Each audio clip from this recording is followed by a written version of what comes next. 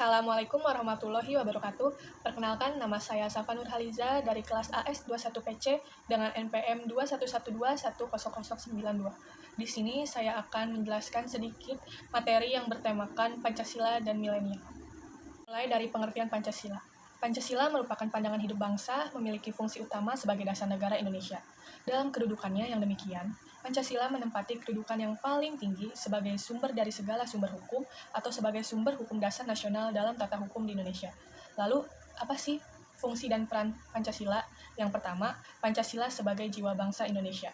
Hal ini berarti Pancasila berfungsi dan berperan memberikan gerak atau dinamika, serta membimbing ke arah tujuan guna mewujudkan masyarakat Pancasila.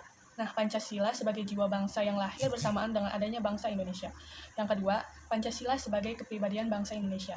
Hal ini berarti Pancasila berfungsi dan berperan dalam menunjukkan kepribadian bangsa Indonesia yang dapat dibedakan dengan bangsa lain, yaitu sikap mental, tingkah laku, dan amal perbuatan bangsa Indonesia. Yang ketiga, Pancasila sebagai dasar negara Republik Indonesia. Pancasila berfungsi dan berperan sebagai dasar untuk mengatur pemerintahan negara atau penyelenggara negara. Pancasila sebagai dasar negara terdapat dalam pembukaan Undang-Undang Dasar Negara Republik Indonesia tahun 1945 alinea 4 dan sebagai landasan konstitusional.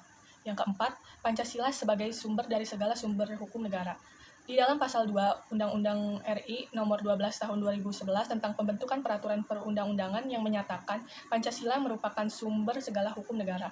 Penempatan Pancasila sebagai sumber dari segala sumber hukum adalah sesuai dengan pembukaan UUD NRI tahun 1945 alinea 4. Menempatkan Pancasila sebagai dasar dan ideologi negara serta sekaligus dasar filosofis negara, sehingga setiap materi pemuatan peraturan perundang-undangan tidak boleh bertentangan dengan nilai-nilai yang terkandung dalam Pancasila.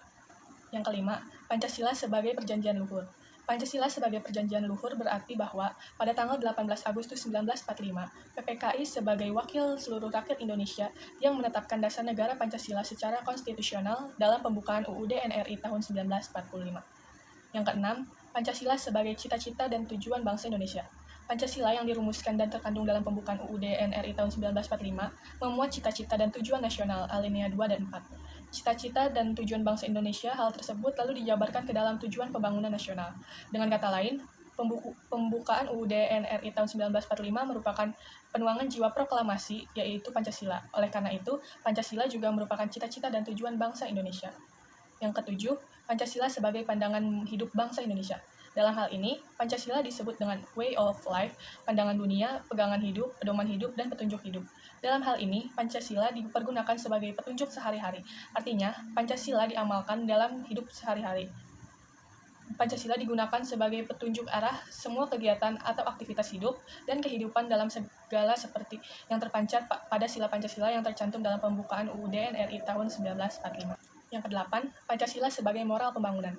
Hal ini mengandung maksud nilai-nilai luhur Pancasila atau norma-norma yang tercantum dalam pembukaan UUD NRI tahun 1945 dijadikan tolak ukur dalam melaksanakan pembangunan nasional, baik dalam perencanaan, pengorganisasian, pelaksanaan, pengawasan, maupun dalam evaluasinya.